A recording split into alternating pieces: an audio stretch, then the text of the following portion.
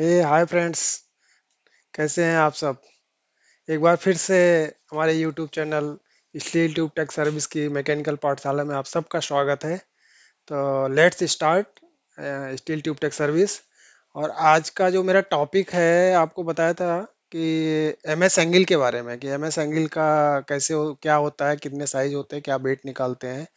तो उसी का टॉपिक हमने लिया है आज, एमएस एंगल के बारे में आपको बताते हैं। तो let start. MS angle basically देखिए, एमएस एंगल हमारा जो है तीन तरह के होते हैं। एक टी एंगल होता है, और एल एंगल, एल शेप में इक्वल एंगल होता है, और एल शेप में अनइक्वल होता है। तो इसका वेट कैसे निकालेंगे? सपोज करो एक टी एंगल है। टी एंगल हमारा है, ये टी एंगल है हमारा, ठीक है। ये ऐसा है। तो इसका 50 बाई 50 का है ये हमारा। 50 बाई 50 इंटू 5 mm थिकनेस है, और इंटू 1 मीटर का हमको, पर मीटर का हमको वेट निकालना है। तो लास्ट हमने वीडियो में आपको बताया था प्लेट का वेट कैसे निकलते हैं। तो इसको हम क्या करेंगे, टू पार्ट में ले लेंगे।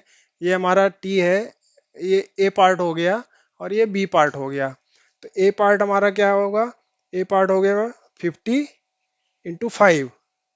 Okay, 50 into 5 into 1000।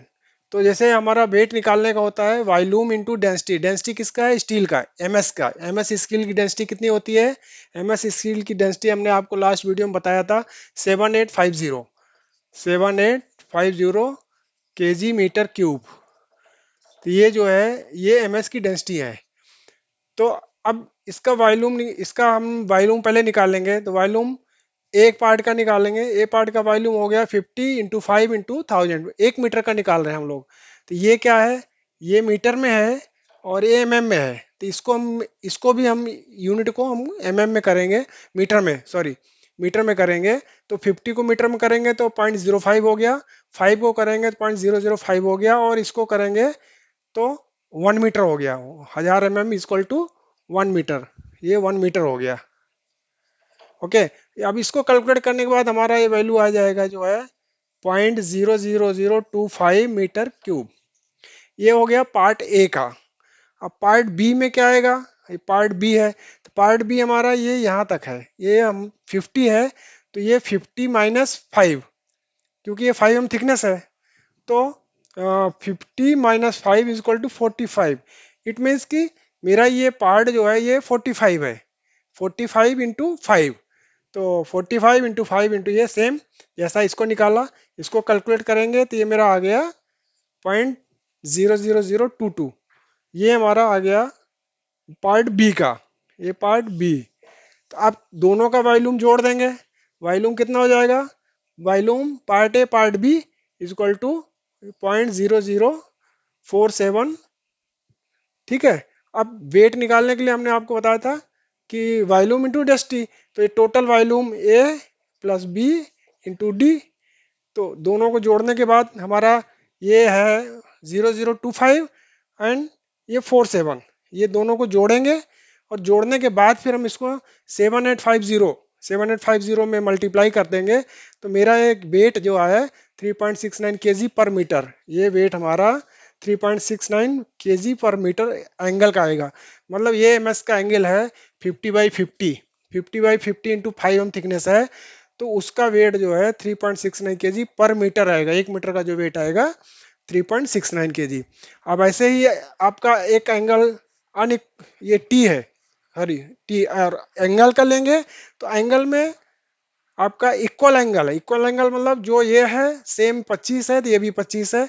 दोनों साइड का जो है वो 25 25 है, that is equal angle. Same इसका भी प्रोसेस है। आपका पार्ट पहले दो पार्ट में करिए, ए और बी। ए और बी, ए का निकालिए। ए का निकालेंगे तो आपका क्या हो गया? ये 25 इंटू 3 इंटू डेंसिटी। बी का निकालेंगे तो ऐसा बी में क्या है? ये 25 है, और ये 3 mm है। तो ये 25 - 3, 25 - 3 इक्वल टू 22। तो 22, इसका ये 22 इंटू 3 इंटू डेंसिटी। तो इसको ऐसा निकालेंगे, और सेम फार्मूला में दोनों को, ए और बी को जोड़ेंगे। जोड़ने के बाद मल्टीप्लाई करेंगे तो आपका आ जाएगा 1.12 kg पर मीटर। तो इसका जो इक्वल एंगल है 25 बाई 25 इंटू 3 m पर मीटर वेट आएगा 1.12 kg पर मीटर। अब आपको फिर आपको अनइक्वल एंगल है, अनइक्वल एंगल वाले, तो ये ये तो इक्वल हो गया 25-25 या 50/50 या 30/30। अब अनइक्वल में क्या हो गया कि 40/30, ये 45 है या 30 है, दिस इज अनइक्वल एंगल। अब अनइक्वल एंगल में आपको सेम प्रोसेस वही है निकालने का, कि आपको weight is equal to volume into density. तो वॉल्यूम आपका ए का निकालिए, वॉल्यूम प्लस बी का, दोनों को जोड़ के इंटू डेंसिटी से मल्टीप्लाई कर दीजिए।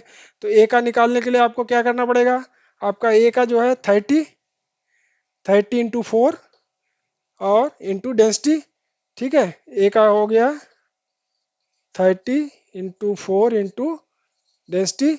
फिर इसके बाद बी का हो गया, बी का आपका ये 45 है, 45 - 4, ये आपका 4 थिकनेस, ये 4 थिकनेस है, इसको माइनस करेंगे तो 40 - 4 41, it means 41 into 4 thickness into density.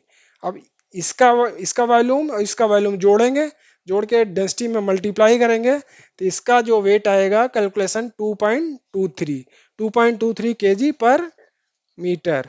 इसका मतलब हुआ कि आपका अनइक्वल का एंगल 45/30 है, तो उसका 2.23 केजी पर मीटर वेट आएगा। ये हो गया एमएस का, ठीक है।